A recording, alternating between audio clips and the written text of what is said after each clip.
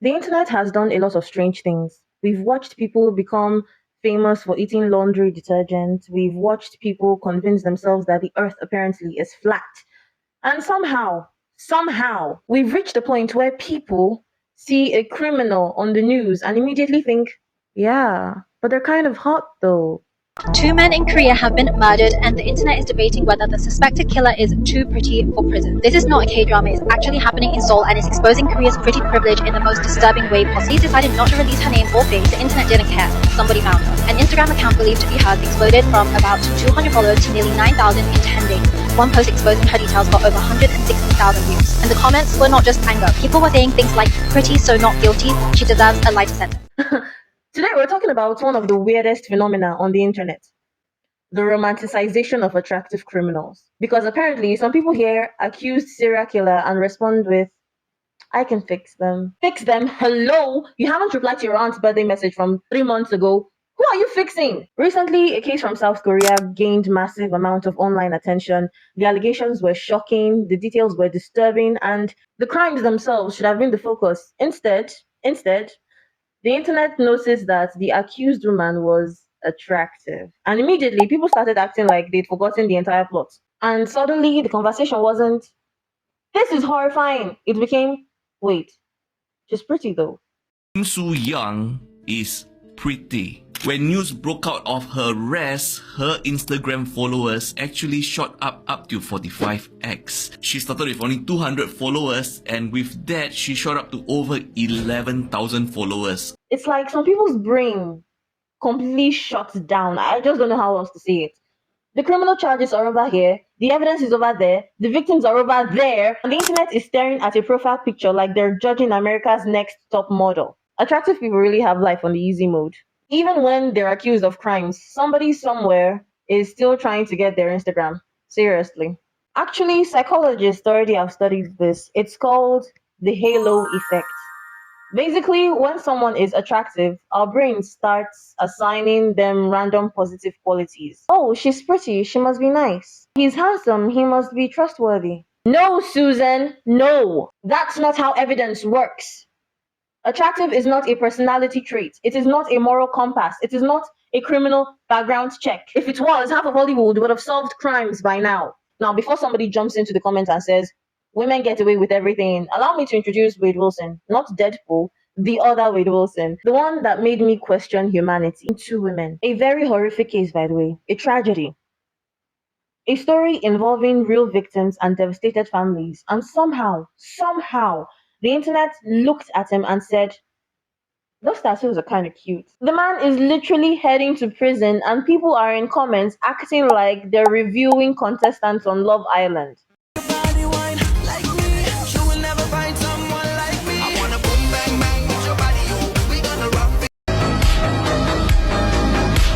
People made these edits. Fan pages appeared. Women were posting thirst comments.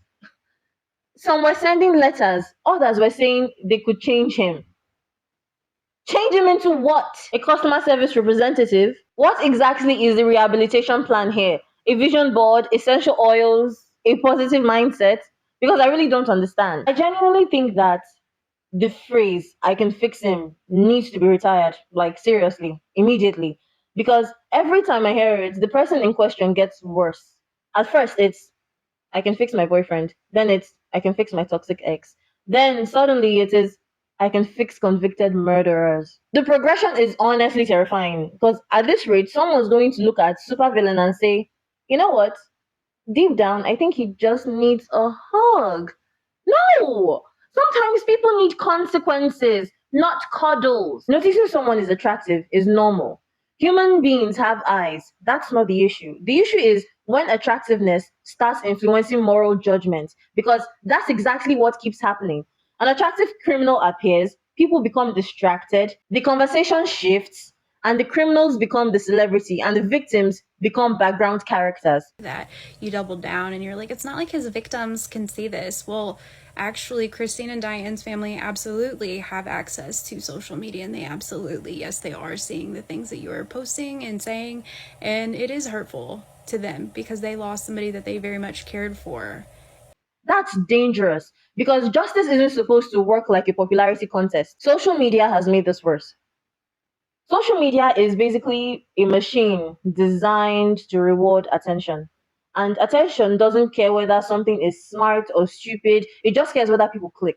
So when an attractive criminal appears in headline, the algorithm starts rubbing its hands together like a Disney villain. TikToks, edits, memes, fan cams, reaction videos. Before you know it, people have forgotten there's an actual crime being discussed. Everything becomes entertainment, everything becomes content, and that's where things get uncomfortable. What fascinates me isn't the criminals, it's us. Why do we keep doing this? Why does a jawline suddenly make people question reality? Why does attractiveness make some people temporarily forget common sense? If a criminal is attractive, they're attractive. Fine. Congratulations. Wonderful. Fantastic. Now let's return to the murder charges. Because one of those things is slightly more important than the other. The South Korea case, Wade Wilson, countless other examples, they're all proof of the same thing. The internet has a very strange habit of confusing attractiveness with innocence. And every single time it happens, I lose my faith in humanity because at the end of the day, being attractive doesn't make somebody good.